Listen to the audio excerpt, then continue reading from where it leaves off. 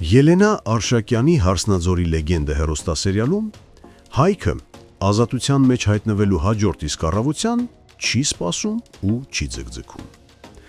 Նա հետևում է Նարեին և հենց հարմար պահը գտնում է մոտենում նրան, փորձելով բացատրել ամեն բան։ Նարեն առաջին պահին չի ցանկանում անգամ կանգ առնել։ Նրան տեսնելը միայն ավելացնում է ներսում կուտակված հիասթափությունը։ Նրա վերաբերմունքը նանսովոր կոշտ է, նույնիսկ կոպիտ։ Բայց Հայքը կարծես պատրաստված է ամեն ինչին։ Նա հանձնվելու մտադրություն չունի։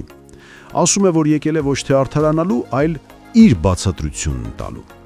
Քանի որ լուսանկարը, որը դարձել էր այս խառնաշփոթի պատճառը, ոչ մի իրական բան չի ներկայացնում։ Դա ընդամենը մի պատահական պահ է, ոչ հավելին։ Նրա խոսքերից զգացվում է անկեղծություն։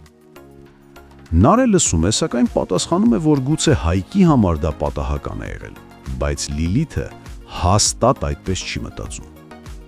Հայքը միանգամից արձագանքում է ասելով, որ հենց այդ պատճառով է այստեղ,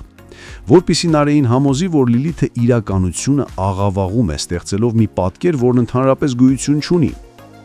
Հայկի խոսքերը կարծես ազդում են, Նարեի կարծրությունը սկսում է թուլանալ։ Նա մնում է լուռ, առանց պատասխան տալու, բայց այդ լռությունը շատ խոսուն է։ Մյուս կողմում Վռամն է, փորձում համոզել Սոնային չհանձնվել։ Ասում է, որ իրենց պատմությունը որևէ կերպ կապված չէ այն անցյալի հետ, որը կործանել է երկու ընտանիքները։ Նա հավատացնում է, որ իրենց միությունը պետք է վեր կանգնի այդ ամենի վրա, որ եթե Սոնան իր ձեռքը բաց չթողնի, ապա իրենք միշտ միասին կլինեն։ Բայց Սոնան ի վիճակի չէ արձագանքել։ Նրա աչքերում վախ կա, Արմոյի ասածներից, Արմոյի գործելակերպից, այդ ամենը խեղդում է նրան։ Վռամը փորձում է հասնել նրա էությանը, բայց Սոնան դեռ փակ է։ Եվ հենց այս նույն ժամանակ Արմոն ավելի խորն է ներթափանցում Սակոյի վստահության մեջ։ Երբ Սակոն իմանում է, որ Քաջիկը փորձել է ոստիկանությունում խոսել այն մասին, որ Սակոն տարիներ առաջ սպանել է Աշոտին, իսկ ինքը օգնել է թաքցնելու Դին անտառում, նա փորձում է հասկանալ, թե ով է կանգնած այդ խոստովանությունը կանխելու հետևում։ Նա դիմում է Արմոյին, հարցնելով արդյոք իր կամ իր հորեղբայր ձեռքի գործն է այդ ամենը։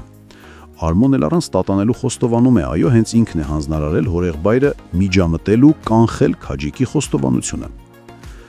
Այդ պահից Սակոն, վերստին վախենալով ճշմարտության բացահայտումից, ամբողջությամբ սկսում է հավատալ Արմոյին։ Նա կրկին վերադառնում է իր հին եսին, իր մաշկը փրկելու դիմաց պատրաստ լինելով զոհաբերել նույնիսկ իր ընտանիքի անդամներին։ Նա թույլ է տալիս Արմոյին շարունակել հանդիպել Նարեի հետ, թեպետ գիտե, թե ինչ վտանգավոր խաղի մեջ է մտցնում դուխտրը։ Եվ ահա այս նույն ժամանակ Սոնան պատահաբար լսում է իրենց տանը հնչեցող խոսակցություններից մեկը։ Նա փորձում է միանգամից զանգել Նարեին ու պատմել այն, ինչ լսել էր Արմոյի և Սակոյի ծրագրերի մասին, բայց հենց զանգի ընթացքում սենյակ մտնում է Հայկը։ Սոնան խոսում էր այնպիսի տոնով, կարծես ուզում էր նախազգուշացնել Նարեին, խնդրելով ոչ ոքի ոչինչ չասել։ Բայց Հայկը լսում է այդ խոսքերի մի պարզ և կտրուկ կանգնեցնում է Սոնային։ Նրա զայրույթը չի կարելի թաքցնել։ Նա չգիտե, թե Սոնան ինչի մասին էր խոսում, բայց արդեն սկսում է կասկածել, որ իր իսկ քույրը ինչ-որ բան թաքցնում է իրենից, մի բան, որն առնչվում է Նարեին։ Հարգելի հետևորդներ, արդյոք Սակոն կկարողանա ստիպել Նարեին հանդիպել Արմոյի հետ։ Գրեք մեկնաբանություն։ Մար, լսի, շուտ 3 հատ հարց եմ տալի, պետք է շուտ պատասխանես։ Հա, ասա։ Քո սիրած գույնը, Ասել։ քո սիրած օրվա ժամը, Օրվա ժամը Հա։ 12։ այսինքն 12-ը որ մեկը։ Օրվա ժամ։ Այդ հիշեցի։ Շեշվա։ Քո սիրած ուտեստը, Սպապաս։ Վայ, մամայ սարիչին եմ սիրում, սպաս։ բորշ։ Իրականում ուզում եմ ձեզ հետ կիսվել, թե ինչի համար եմ սկսել գալ մարզասրահ։ Մի օր ուղղակի ինձ պետք էր չափել իմ ոտկատեղը, ես չափեցի և հիմա դա մի կիվը, սարսափելի կիվ, 81 սանտիմետր։ 81 սանտիմետրը իմ բոյի ու իմ կազմվածքի համար շատ է։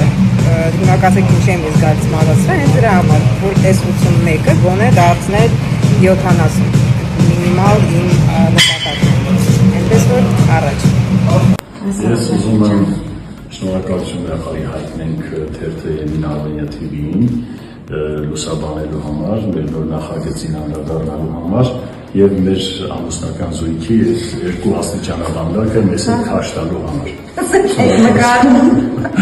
Ահ, բան ստացվեց, բայց